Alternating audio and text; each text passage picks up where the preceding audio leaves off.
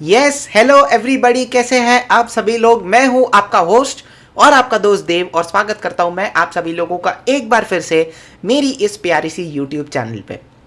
देखो, अराउंड 2 महीने बचे हैं आपकी सीए इंटरमीडिएट की एग्जाम्स को शुरू होने में। यस, और इस पर्टिकुलर टाइम फ्रेम में ना एस्पिरेंट्स को मैंने देखा है कुछ गलतियां करते हैं जिनकी वजह से उनके एग्जाम्स उतने अच्छे नहीं जा पाते। तो आज के वीडियो में ना हम 10 ऐसी गलतियों को डिस्कस करेंगे। कितनी? 10। अगर आप इन गलतियों को दोहरा रहे हो या फिर आपको लगता है कि अगले 1-2 महीने के पीरियड में आप इन गलतियों को दोहरा सकते हो, तो प्लीज़ अभी से सतर्क हो जाओ और अभी से जो है ना मेरे भाई इन इन गलतियों पे इन गलतियों को प्रिवेंट करने के स्टेप्स लेना चालू कर दो। ठीक है, बढ़िया। तो भाई वीडियो शुरू करने से पहले अगर वीडियो पसंद आए तो लाइक करना, अपने सीए एस्पिरेंट्स के साथ शेयर करना और अगर चैनल पे नए हो तो सब्सक्राइब करना। बाय द वे हम लोग 1500 सब्सक्राइबर से बहुत करीब है, पता है। पिछले 2 महीने से हम 1500 सब्सक्राइबर से बहुत करीब है, बट पता नहीं आप लोगों से वो बटन दबता ही नहीं है। वो धमाल मूवी में है ना, वो लाल बटन दबाना है बस, वो आपको भी वो करना है, वो लाल वाला सब्सक्राइब बटन दबा देना। ठीक है भाई, चलो। दूसरी चीज़, मैं जो गलतियाँ है ना आपको मस्त लिखवा के दूंगा। ठीक है, क्योंकि मेरे हिसाब से आप जब किसी पेज पे किसी चीज़ को लिखते हो और वो पेज को स्टिक कर देते हो ना, आपका उस पर रोज़ ध्यान जाएगा और आप हर रोज़ अपने आप को प्रिवेंट करोगे उन गलतियों को दोहराने से। ठीक है, अब कुछ लोग यहीं से वीडियो छोड़ के चले जाएंगे, यार लिखना नहीं है। ठीक है भाई, और कुछ लोग हैं जो सच्ची में ये चीज़ मानते कि लिखने से सच्ची में हमारे ब्रेन के वर्किंग पे, जब हम किसी चीज़ को लिखते हैं उसे रोज़ देखते हैं, ब्रेन की वर्किंग में असर आता है। तो वो लोग आगे वीडियो को देखेंगे, है ना। चलो, तो शुरू करते हैं आज के हमारे इस वीडियो को with our very first mistake. The very first mistake, पता है सबसे पहली गलती जो इस वक्त पे होती है, it is focusing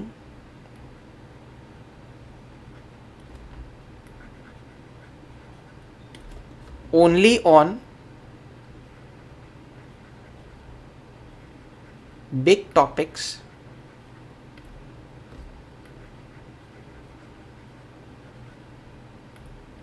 and not small ones.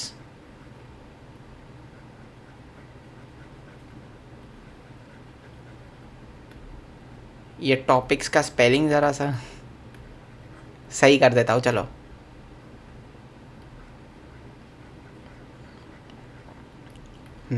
मैंने काफ़ी एस्पिरेंट्स को देखा है, जब आखिरी के 1-2 महीने होते हैं ना, उनको बस ऐसा है कि यार ये बड़ा चैप्टर है मुझे इसको रिवाइज़ करना है, ये बड़ा चैप्टर है मुझे इसको रिवाइज़ करना है।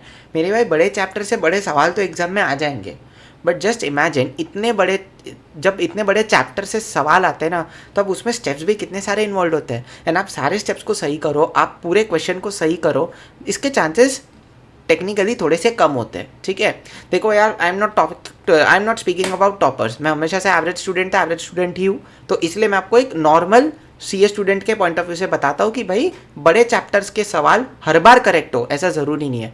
प्लस यार एग्जाम की थोड़ी सी नर्वसनेस रहती है, थोड़ा सा प्रेशर आता है, तो उसमें गलती होने के चांसेस ये बड़े क्वेश्चन में ज़्यादा होते हैं, है ना। Now comparing it to the small topic वाले क्वेश्चन, जैसे समझो एफएम ले लो, उसमें छोटे छोटे टॉपिक्स क्या है, डिविडेंड डिसीजन है, कैपिटल स्ट्रक्चर है, कॉस्टिंग में आप मटेरियल कॉस्टिंग, लेबर कॉस्टिंग का वो एम्प्लॉय टर्नओवर रेट्स वाला ले लो। तो ये सारे ऐसे कंसेप्ट है, ये सारे ऐसे चैप्टर्स है जहाँ पर छोटे छोटे क्वेश्चन बनते हैं, एंड जहाँ पे छोटे सवाल बनते हैं ना, तुम्हारा मार्जिन ऑफ एरर भी कम होता है ना। तो वहाँ पे तुम्हें बहुत ज़्यादा इजीली मार्क्स मिल सकते हैं, है ना। तो ऐसा नहीं बोल रहा हूँ बड़े टॉपिक्स इग्नोर करो, करने वो भी, but not at the cost of small topics. Small topics को भी उतनी प्रायोरिटी दो, क्योंकि एग्जाम में यही तुम्हें इजी मार्क्स ला के देंगे।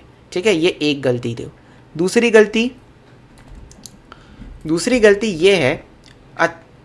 ये है नॉट फोकसिंग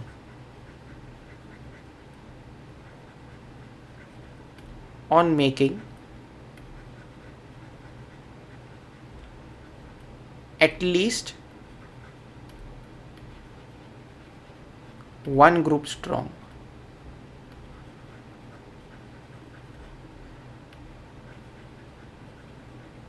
मैं बता दूं, ये जो टिप है ये बोथ ग्रुप्स वालों के ये पर्टिकुलर टिप, अगर आप दोनों ग्रुप्स दे रहे हो, मेक श्योर कि आप जो है ना कम से कम एक ग्रुप अपना पूरा का पूरा 100% अच्छी तरह से स्ट्रॉन्ग कर लो। 100% नहीं, बट जितना ज़्यादा हो सकता है उतना ज़्यादा स्ट्रॉन्ग कर लो मेरे भाई, है ना। ऐसा नहीं होना चाहिए कि मेरा ग्रुप 1 में अकाउंट्स और टैक्स अच्छा है और ग्रुप 2 में FM अच्छा है, बाकी मेरा ग्रुप 1 में लॉ वीक है, ग्रुप 2 में ऑडिट और कॉस्टिंग वीक है। नहीं, ऐसी सिचुएशन नहीं आनी चाहिए।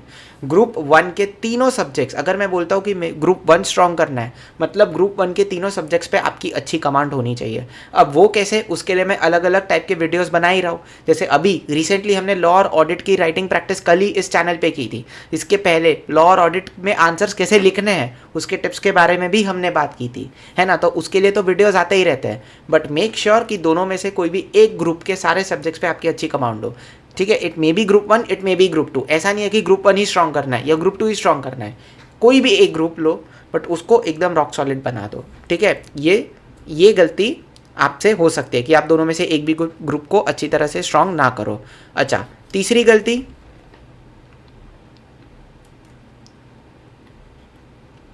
Not leaving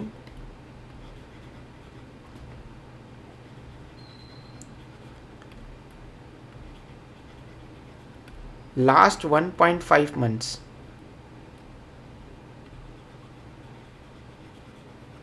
for revision.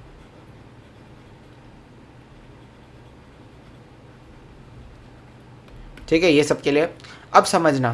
काफ़ी बार क्या होता है, जनवरी से एग्जाम्स चालू हो रही है, आप दिसंबर, मिड दिसंबर तक क्लासेस ही देख रहे हैं। ये गलती नहीं होनी चाहिए, ये गलती नहीं होनी चाहिए। अगर आप बहुत ज़्यादा कॉन्फिडेंट हो तो भी कम से कम 1 महीना तो छोड़ ही दो रिवीजन के लिए। ठीक है, और अगर आपको थोड़ा सा भी कॉन्फिडेंस लैकलस्टर लग रहा है तो भाई 1.5 महीना छोड़ ही दो रिवीजन के लिए। ऐसा समझना, जैसे अभी अक्टूबर चल रहा है ना, और आपका एग्ज़ाम समझो 1 जनवरी से चालू हो रहा है, समझो 1 जनवरी से चालू हो रहा है, तो उस हिसाब से ना आपको 15 नवंबर के बाद कोई भी नई चीज़ नहीं पढ़नी है। ट्रस्ट मी, 1.5 महीने में जितना भी पढ़ा है शिद्दत से रिवाइज करो, जितना भी पढ़ा है ना शिद्दत से रिवाइज करो। ठीक है, तो प्लीज़ मेक श्योर, यहाँ पर लिख देता हूँ 1 मंथ तो बेयर मिनिमम होना चाहिए।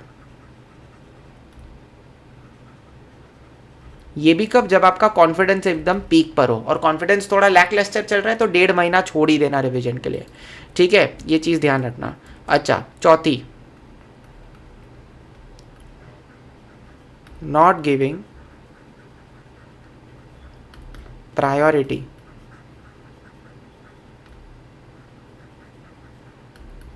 टू सेल्फ स्टडी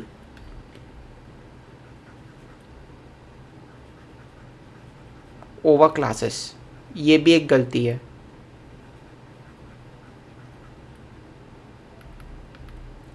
ठीक है, just like I said in the previous point, यार अभी आखिरी के 1.5-2 महीने में ना सेल्फ स्टडी आपकी प्राइमरी कंसर्न होनी चाहिए। आप और आपकी books, very less screen time. पता है, वेरी लेस स्क्रीन टाइम। पता है मेरे टाइम पे तो क्या होता था कि मैं जहाँ तक हो सकता था ना वहाँ तक किसी बुक की PDF को हाथ भी नहीं लगाता था। मैं वो PDF का प्रिंट निकलवा लेता था, चलेगा, ब्लैक एंड वाइट तो ब्लैक एंड वाइट, मेरे को ब्लैक एंड वाइट कलर से कुछ फर्क नहीं है। ठीक है, कॉस्ट अगर ज़्यादा लग रही है मैं ब्लैक एंड वाइट का प्रिंट ले लेता था। बट द पॉइंट इज कि मैं जो है अपने स्क्रीन टाइम को मिनिमम करके मेरा बुक्स के साथ टाइम ज़्यादा स्पेंड करता था। पता है क्यों? क्योंकि मुझे पता था कि एग्जामिनेशन में ना मैं और वो आंसर बुक होने वाली है, कोई स्क्रीन नहीं होने वाला है, तो I have to get myself adapted to that environment. तो इसीलिए क्लासेस लगभग जीरो हो गई थी मेरी। ठीक है, और सेल्फ स्टडी टाइम मेरा पूरा ऑफ स्क्रीन चला गया था। ठीक है, तो please give priority to self study over classes. और जब मैं सेल्फ स्टडी बोलता हूँ ना, it should be pure study, मतलब कि no screen time. Screen time बहुत ही कम होना चाहिए आपका। नो मतलब 0% नहीं, बट वेरी लेस होना चाहिए स्क्रीन टाइम आपका इस टाइम पे, क्योंकि इतना बड़ा सिलेबस है, आपको चीज़ें रिटेन भी तो होनी चाहिए एग्जाम तक। आप नया नया पढ़ते जा रहे हो, आपको रिटेन नहीं हो रहा है इसके लिए। ठीक है, ये चौथी गलती। अच्छा, पांचवी गलती, studying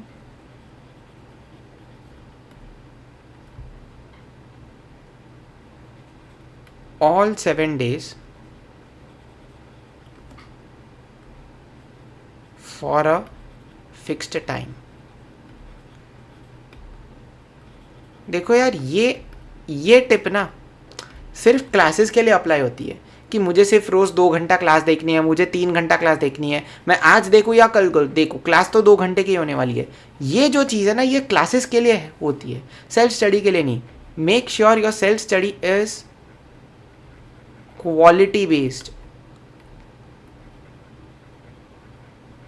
and it is not time based.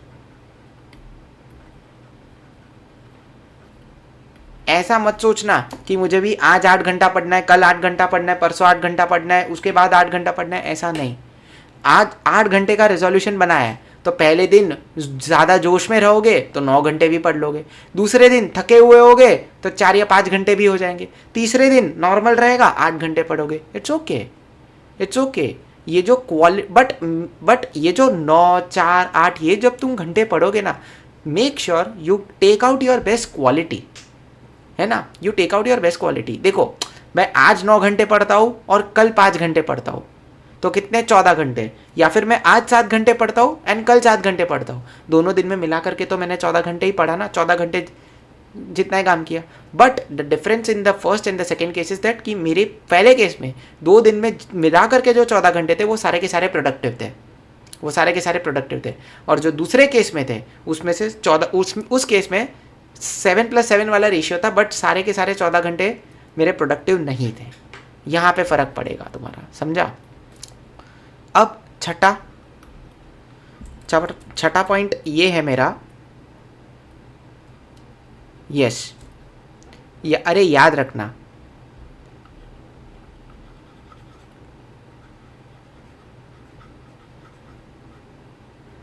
Full syllabus complete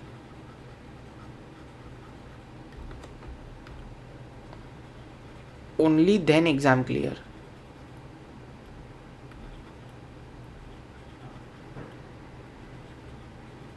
ठीक है, इसको ऐसा कोट में डालो और ऐसे नीचे लिखो, ये इसको ऐसे अंडरलाइन करने का, डू नॉट बिलीव दिस, ना ना मुन्ना ना, इस पे तो बिलीव करने का ही नहीं है। याद रखना, अगर आपका हर सब्जेक्ट में 80, 85%, 90% जितना भी सिलेबस हुआ है ना मेरे भाई, आप आराम से एग्जाम्स क्लियर कर सकते हो। कोई ज़रूरत नहीं है पूरा झक मार के सिलेबस क्लियर करने के। और पता है, ये जो लोग दिसंबर तक क्लासेस देखते हैं ना जनवरी के लिए, वो बस इसी चीज़ के लिए होते हैं, बिकॉज दे बिलीव कि नहीं नहीं नहीं नहीं, अगर मेरा एक टॉपिक भी छूट गया तो भी मेरी एग्जाम क्लियर नहीं होगी, है ना। अगर मेरा 99% सिलेबस हुआ तो भी दिक्कत हो जाएगी, अगर वो 1% टॉपिक से सवाल आ गया तो अरे इतनी टेंशन मत लो यार।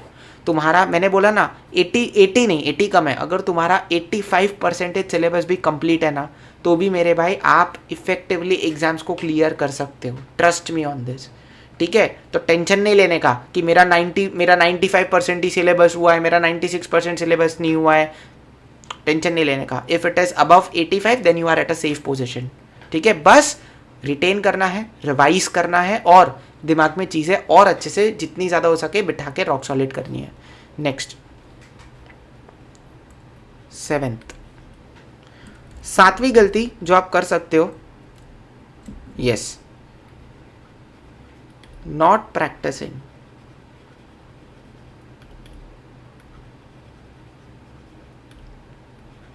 ऑन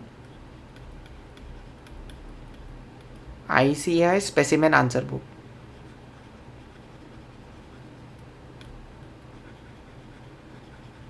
अब इसका क्या मतलब हुआ, सिंपल सी बात है।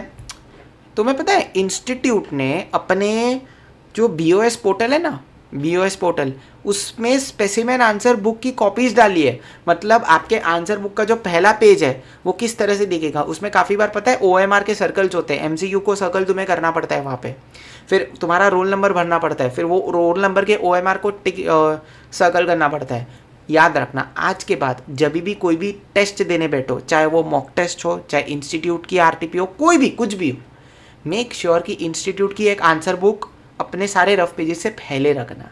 इससे होगा क्या पता है, वो आंसर बुक में OMR सर्कल करने की तुम्हें अच्छी तरह से प्रैक्टिस हो जाएगी। वो HB पेंसिल से या पेन से कभी कभी बोलते हैं कि MCQs को सर्कल करो, तो वहाँ पे तुम्हारा कमांड बन जाएगा और एग्जाम में ना वो आंसर बुक का पहला पेज फेमिलियर लगेगा।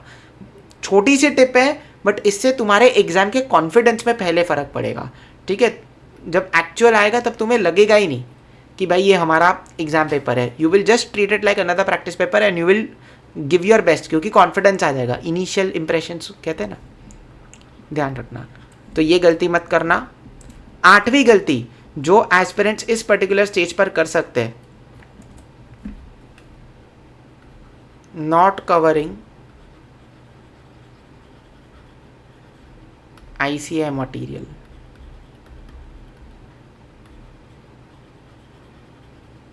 अब ICAI मटेरियल से मेरा मतलब है आपका module plus RTP plus PYQ।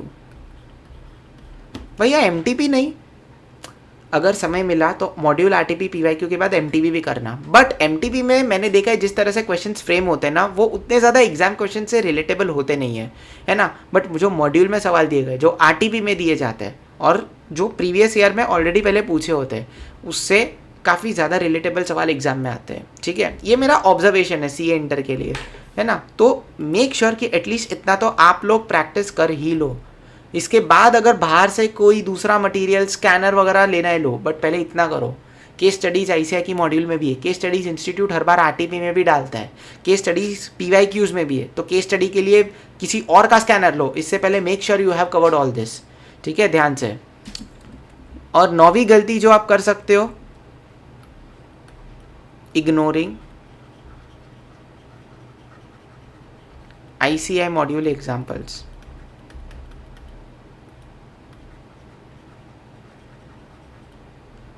आपको पता है आपकी ICAI मॉड्यूल में ना इंस्टीट्यूट ने जगह जगह पे एग्जाम्पल्स दे के रखे। जैसे आप लॉ की देखना, लॉ की मॉड्यूल तो आप उठा के देख ही लो एक बार, जगह जगह पे एग्जाम्पल्स है। इसी के अलावा आई थिंक स्ट्रैटेजिक मैनेजमेंट में भी आई थिंक रियलिटी बाइट करके एक सेक्शन रहता है आपके मॉड्यूल में, या एग्जाम्पल्स रहता है जिसमें बाकायदा कंपनीज पर वो कंसेप्ट कैसे अप्लाई हो रहा है उस पर एग्जाम्पल दिया हुआ है ना। तो प्लीज़ ये ICAI मॉड्यूल के एग्जाम्पल्स करके जाओ, क्योंकि पता है काफ़ी बार इसी में से सवाल बन के आ जाता है ना। तो अगर आपको ऐसा लग रहा है कि यार ICAI मॉड्यूल के एग्जाम्पल्स तो हमारे पास नहीं है, यूट्यूब पे जाके देखो, काफ़ी लोग ICAI मॉड्यूल के एग्जाम्पल की समरी बना करके फ्री में दे रहे, ठीक है। तो वहाँ से ले लेना, ठीक है ना मेरे भाई। There are many people who are doing this thing, ठीक है। तो ये 9वीं गलती। और 10वीं और आखिरी गलती, lack of self belief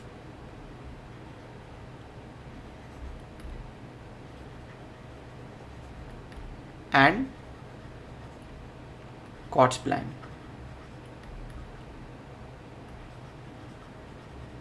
God's plan belief. देखो यार, मुझे पता है ये प्रोसेस ना थोड़ी सी पेनफुल है, लाइक इतने क्लासेस लेना, उसके बाद इतना पढ़ना। आई नो ये प्रोसेस पेनफुल है ना। बट मैं बोलता हूँ बस ट्रस्ट गॉड्स प्लान। जब भगवान आपको बड़े फ्रूट्स देना चाहता है ना, तभी वो पहले आपकी कठिन परीक्षा भी लेता है।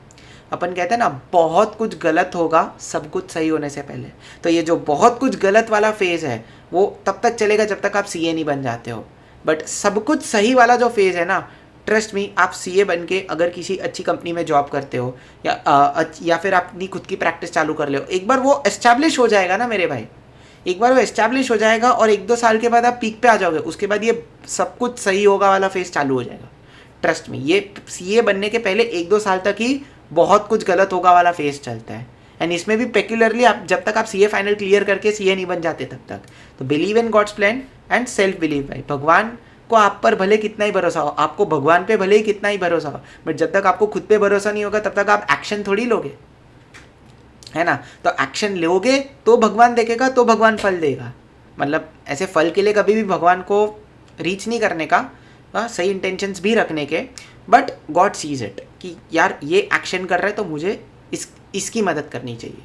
अपन कहते हैं ना, God helps those who help themselves. तो भाई ये भगवान का प्लान, तो भगवान के प्लान पे तो भरोसा रखना ही है और खुद पे भी भरोसा रखना है, ठीक है। तो ये 10 गलतियाँ थी, आई होप आप लोगों ने लिख ली हो। And with this I end my video for today. Thank you so much guys.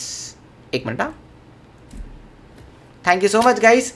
इस वीडियो को अच्छी तरह से देखने के लिए, इन गलतियों को आपकी बुक में लिखने के लिए I hope they will serve as a very good guide for you. Thank you so much guys, like करना, शेयर करना और हाँ सब्सक्राइब करना मत भूलना, याद है 1500 सब्सक्राइबर। हाँ चलो चलो चलो, bye, take care, see you in the next video.